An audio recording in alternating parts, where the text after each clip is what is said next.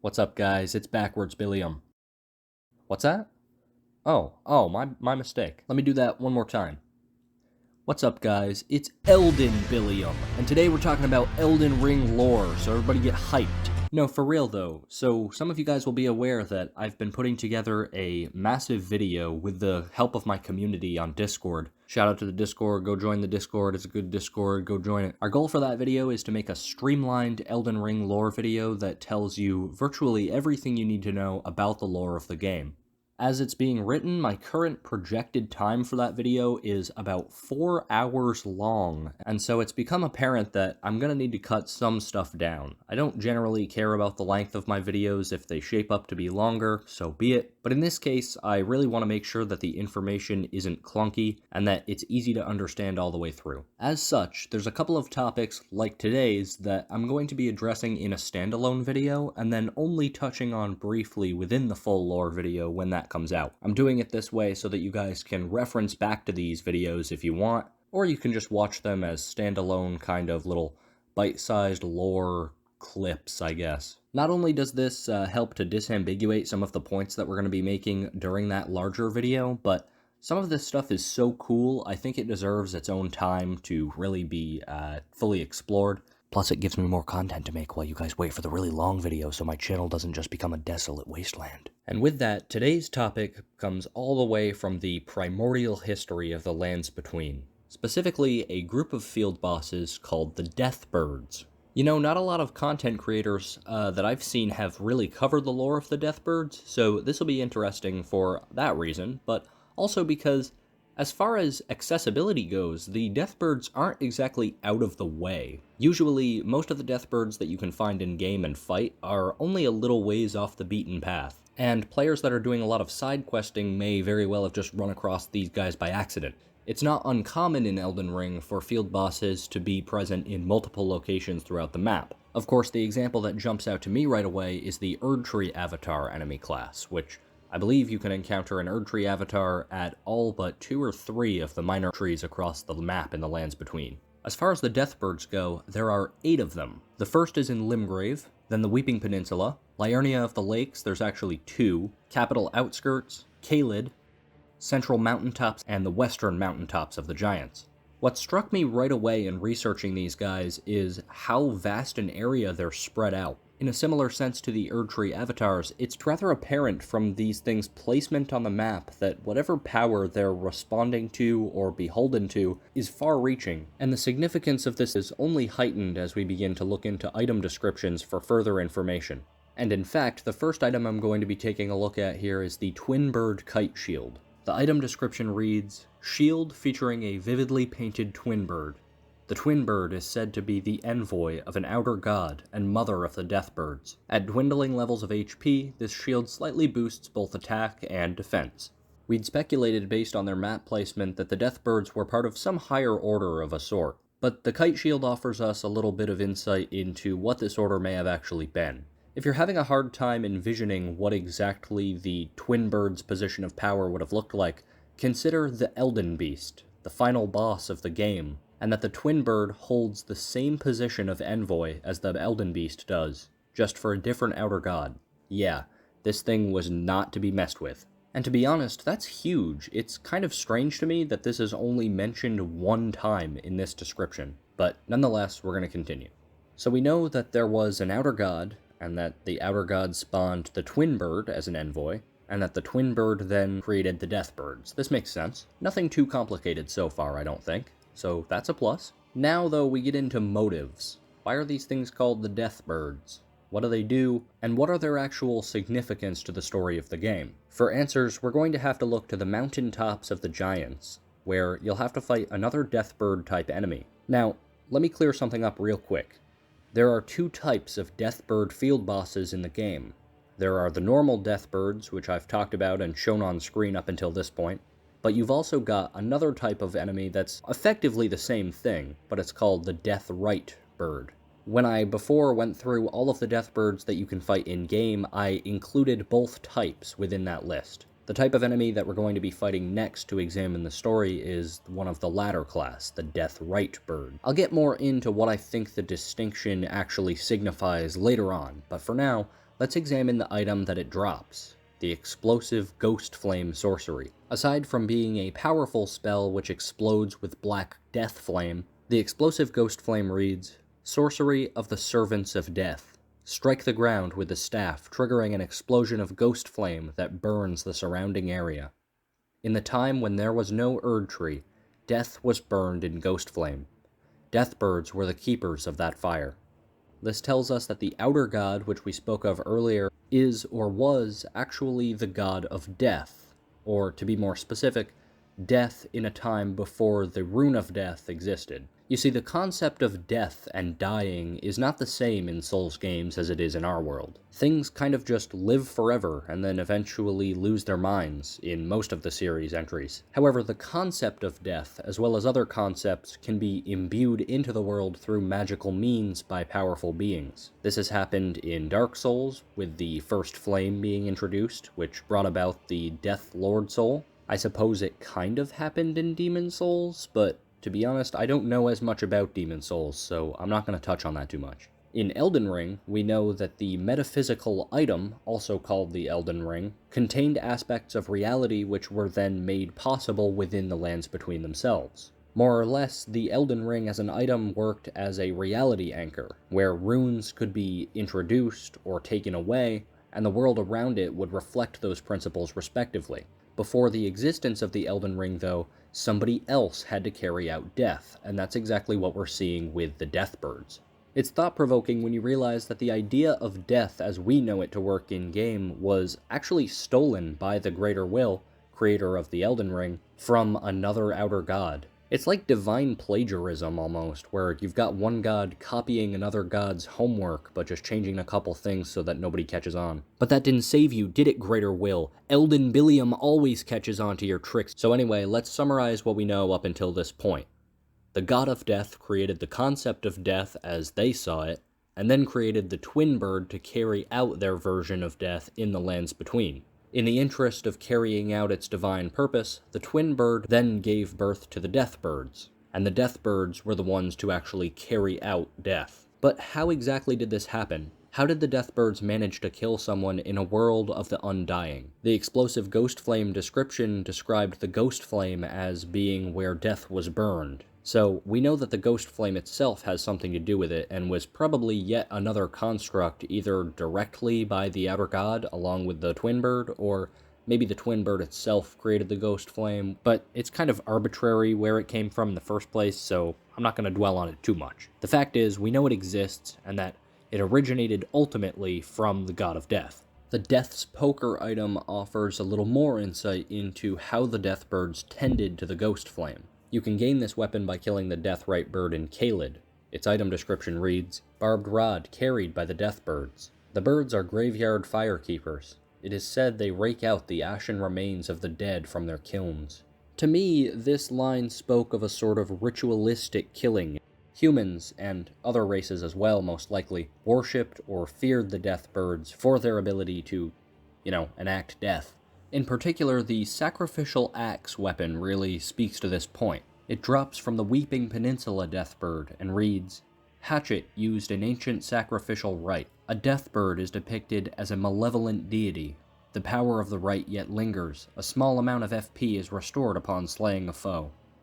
First thing to note is that the Deathbird is referred to as a deity, or a literal god. The Deathbirds being the direct descendants of the Twin Bird would put them on the same standing as Queen Marika. You should be seeing God felled every time you kill a Deathbird, but whatever. Clearly this axe was fashioned in reverence of the Deathbirds, as it does mention that they were considered malevolent, and so it was probably used for criminal beheadings or something of the sort, given its shape and size. It does bring to mind an executioner's axe, after all. The fact that the Deathbird is being worshipped or even acknowledged is likely proof that this axe came from a time before the Erd Tree existed, leading us to believe it was, once again, a race of primordial humans. The description does additionally, though, make mention of a rite of some sort, which obviously draws parallels to the death rite birds. The rite itself is further elaborated on within the description of a dropped item from another death rite bird, this time from the mountaintops of the Giants, the Death Ritual Spear. Ritual spear used by priests of old who were permitted to come among the Deathbirds. The priests became guardians of the birds through the rite of death, which also serves as an oath sworn to their distant resurrection.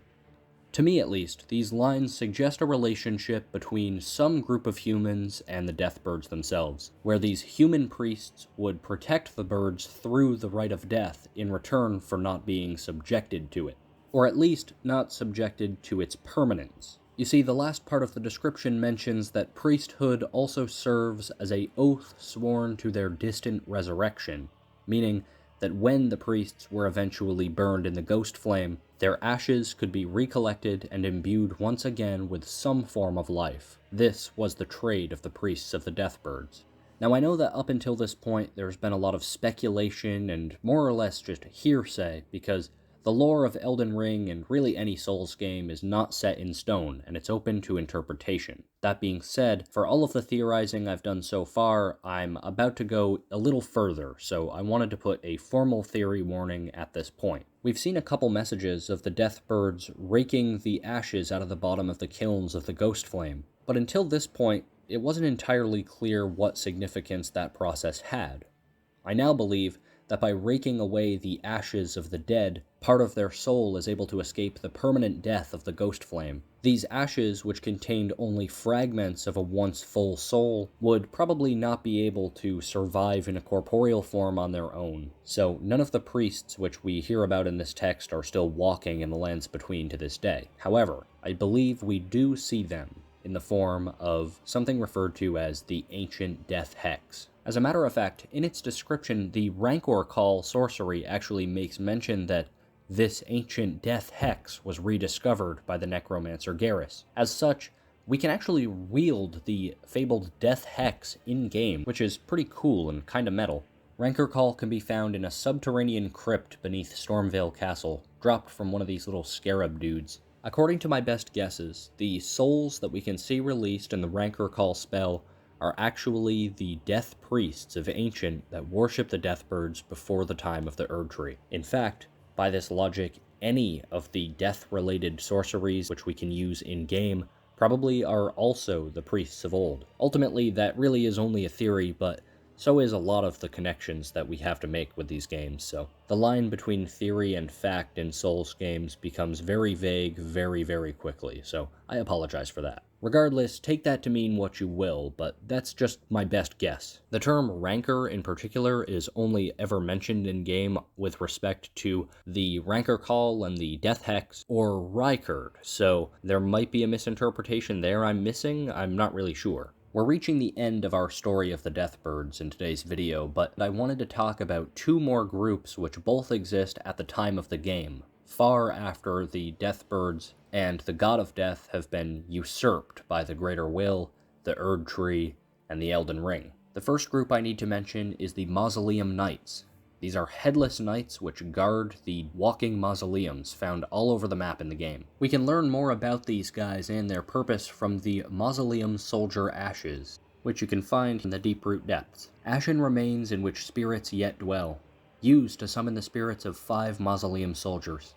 Spirits of 5 headless soldiers who confound foes by disappearing and reappearing at will. The Mausoleum is where the bodies of soulless demigods are lain to rest, and these soldiers followed their masters into death by severing their own heads from their bodies. To summarize, the Mausoleum Knights are a group of warriors which protect the demigods which were killed just before the Shattering.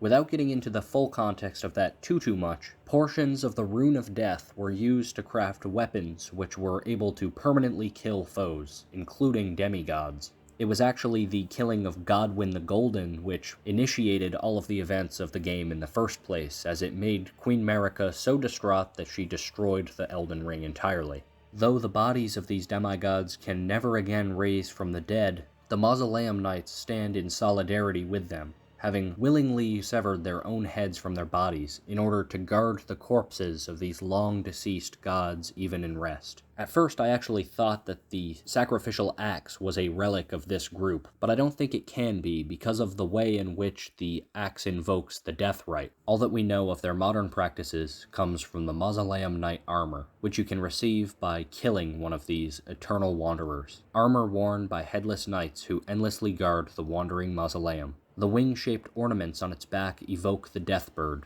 a self-inflicted curse that ties the spirits of these loyal knights to the land, having willingly beheaded themselves so that they may serve their masters in death. Obviously, since it was the rune of death which essentially killed their heroes, the Mausoleum Knights now wear a different figure to represent death. The Deathbirds from the time before the Erdtree are represented on this newer armor from a modern group. The other group that evokes the Deathbird or the God of Death in any way are the Assassins of Ravenmount. The Claw Talisman, an item which can be found at Stormvale Castle, tells us, "The Assassins of Ravenmount are killers by trade. They assail their victims while dressed as birds of prey." This time, the group's motive for using Deathbird imagery is pretty clear. It's to inspire fear or hatred from those who worship the Golden Order in the Erdtree and reject all other gods. The Ravenmount Assassin armor set is known as the Raptor set, and it includes the skeletal mask, which reads, "Skeletal mask that tightly grips the face, worn by the Assassins of Ravenmount. This ritual implement relentlessly digs into the wearer's face, preserving one's human instincts while dressed in imitation of the Deathbirds." So Ravenmount is more or less trying to cosplay Deathbirds just to scare people. The rest of the armor set does contain slightly different descriptions, but ultimately we've already covered the importance of the assassins with reference to the Deathbirds, so I'm going to end the analysis portion of the video here. Before we go, let's recap everything we've learned. In the time before the Erdtree, there was an outer god who originally created the blueprint for what death should be. To uphold its holy vision, it created an envoy called the Twin Bird, which was then progenitor to the Deathbirds. The Deathbirds used something known as the Ghost Flame to permanently kill souls, but there was a caveat. By removing the ashes from the kiln right after the burning, the Deathbirds were able to invoke the ancient Death Hex, which would preserve the soul in a meager, shattered form, which could be invoked via sorceries or incantations. In order to escape the unbearable thought of a permanent death, some humans became Deathbird priests and aided in the sacrificial rituals of the Deathbirds, in return for being subjected to the Death Hex rather than a permanent, unending slumber. When the Elden Ring was created by the Elden Beast, which was in turn sent down by the Greater Will, the ring contained a modified version of death as the Death God had created it.